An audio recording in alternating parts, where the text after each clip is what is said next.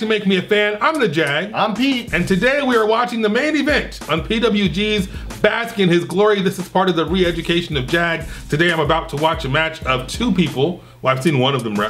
Two people that I am now familiar with because of where they are today. But 2 years ago, they were in a very different place. They were in Reseda, kicking butt and taking names. We're talking about Walter and Sammy Guevara. Encyclopedia.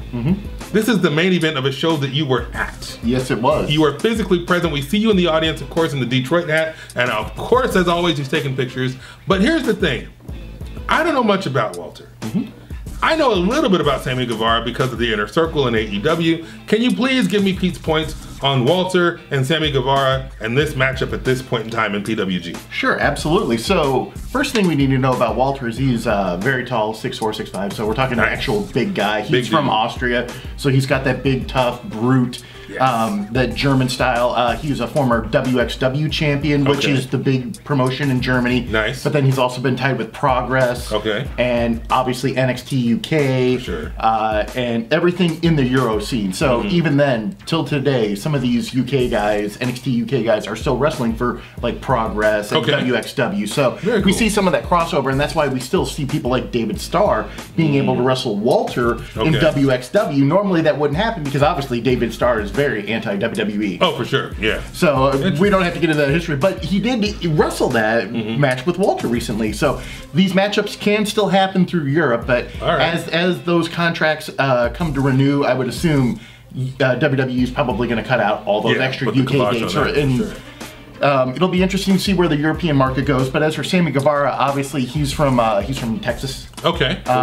He's the king of the vlog. I mean, he really has made that breaking the fourth wall down between the internet and the wrestler an amazing thing. Super multi-talented kid. You're going to see him in this match do some amazing stuff. So what's this? I'm sorry, go ahead. Oh, no. So Walter won the PWG championship from Keith Lee. Who had won it from Ricochet. Who had won it from Chuck E. T. Who had won it from Zack Sabre Jr. So we saw the first time Chuck E. T. wrestled Zack Sabre Jr. The next show at PWG that I went to, Time is a Flat Circle, Zack Sabre Jr. actually lost the title to Chuck E. T. Interesting. So in that time, and then Ricochet won the 2017 Battle of Los Angeles and beat Chucky for the title. Nice. And then obviously you have Keith Lee taking the title off Ricochet, who was leaving for WWE, and now Walter took the title from him at that last show for Keith Lee. All right, very cool. So that kind of gets you caught up on the lineage that all of a sudden in about a year and a half's time we've had a couple of champions, but we've also had situations where people were wrapping up. They were finishing, so of course Battle of Los Angeles is something you get before you go to WWE. Now, have you seen that picture of the chop, the handprint from Walter? And hopefully we can put it on the screen, I don't know. Oh, there are multiple ones. There's one just from this last week where somebody's chest was completely painted. There's one that I've shown people where the photographer has the impact of Walter's hand, and it's literally a half an inch, and you can see the skin being indented. I mean Walter is not to be trifled with. This dude is big and strong, and he kicks all kinds of butt. Absolutely. So I don't know what Sammy's gonna have. In my mind, this is the closest thing that we have to Andre the Giant. Just in the sense of physical sense, and I don't mean that to diminish Big Show and Giant at all, because the stuff he did in the 90s with WCW, although corny, they didn't give him the ability to really be like an Andre-like character. You ain't lying. So that's what I'm saying is that this is the first time in my lifetime after Andre that we actually have someone that is in that realm of like, one chop from this guy will put you in the emergency ring. You know, that's so like we haven't had a guy like that in 30 years. Haven't. And I mean, I thought, first of all, I am very excited. And if Joey is watching this, I'm about to put my foot in my mouth. I'm excited at some point in our wrestling school endeavors, sometime between now and July when we're done, I want to take a real chop from somebody, anybody, hell. What do you call it, Latino meat, right? All the boys. He chops the hell out of people. I want to experience it for myself. I just want to know what a real chop feels like. But when I saw that picture from Walter, I was like, I don't know if I want to feel what a real chop feels like. So, and that's fresh in my mind. And I know Sammy Guevara is a string bean. So imagine that there's going to be a couple of those. I imagine. Imagine that there's going to be a couple of chops and the oxygen, just like in his lungs, go out of the room. Yeah, for sure. And I mean, you know, we said before, styles make fights. I'm wondering what Sammy has for Walter. I guess we got to find out. I guess we do. But like I said, you're going to hear that first one and you're going to swear that those were gunshots. I believe it, and I'm looking forward to it. All right, so we're getting ready to press the play button right about now. So we just finished the brutal main event from Pro Wrestling Guerrilla Bask In His Glory. Walter versus Sammy Guevara, which should just be called Chop Suey 2018 or Chop Fest, Chop Fiesta.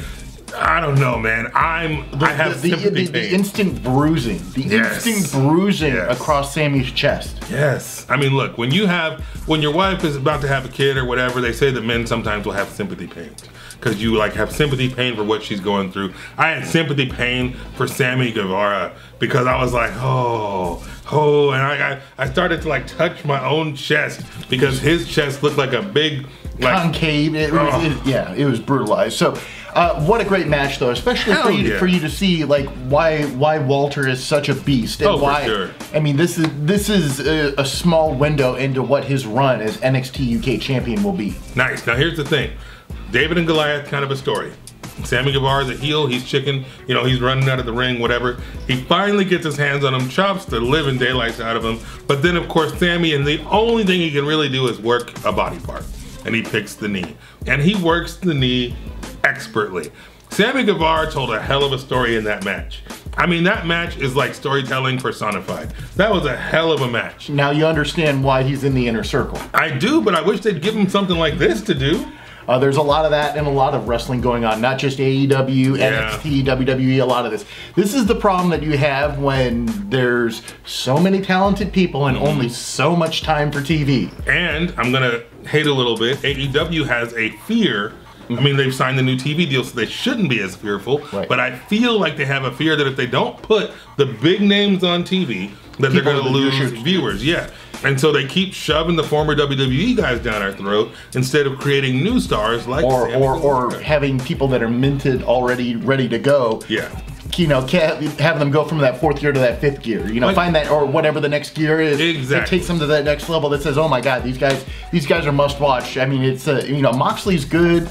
But yeah, Guevara, especially like Luchasaurus and Jungle Boy, absolutely, and Marco Stunt. Like you have stars there that instantly pull a whole new generation into wrestling that had no clue. And I mean, Scorpio Sky, he had the tag championships. That guy is amazing. I mean, look, I'm gonna say it like this: if you have somebody like Sammy Guevara, who I didn't really appreciate until this match, that can tell a story and do what he just did against Walter, and instead you got 60-year-old DDP. Come on, people, what are you thinking? That's a waste of talent. Like, honestly, this is supposed to be the better place where people don't get buried. Everybody has a chance to shine. Instead, all I keep seeing is Moxley, Jericho, Hager, DDP.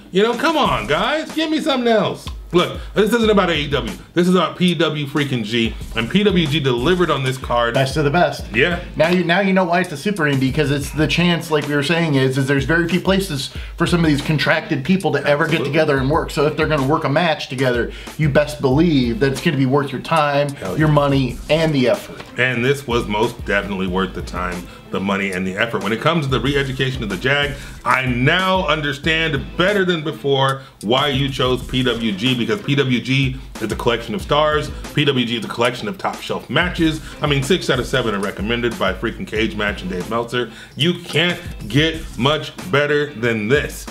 I love Bar. Bar is fantastic. I'm not comparing the two because I believe they're two different things. Bar is, this is what's happening tonight, whereas PWG has an ongoing kind of a storyline. So it's a different product, but this is, I see why this is what it is. Oh, for sure. And again, for me, the comparison I make is Bar is like Saturday Night Live.